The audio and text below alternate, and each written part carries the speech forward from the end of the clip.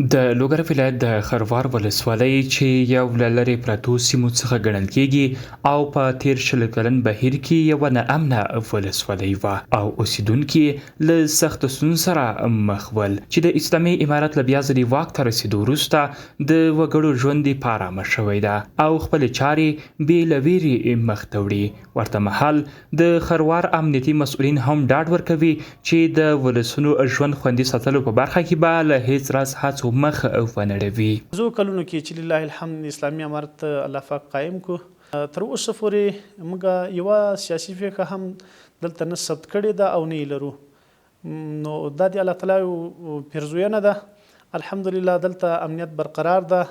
مجاهدین شپه او ورځ هغوی علی دوام خپلې فیري او ګزمې کوي.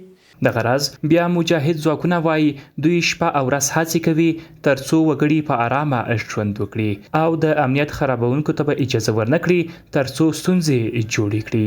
الحمدلله له موږ سره په ښه پرمختګ سره او په ښه ورین تندي باندې د موږ د مجاهدینو سره همکار دي.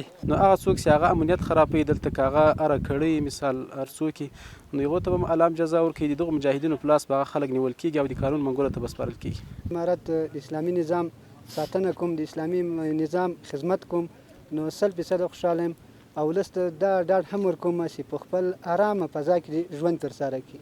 د یادولو وړ ده چې د امنیتي ځواکونو د هڅو او لاسته راوړنو د هرکلي او تشویق په موخه د مسؤلین لوري وستایل شول او د دوی کړنې د هیوادوالو د خوندي ساتلو په برخه کې مثبتې وارزولې.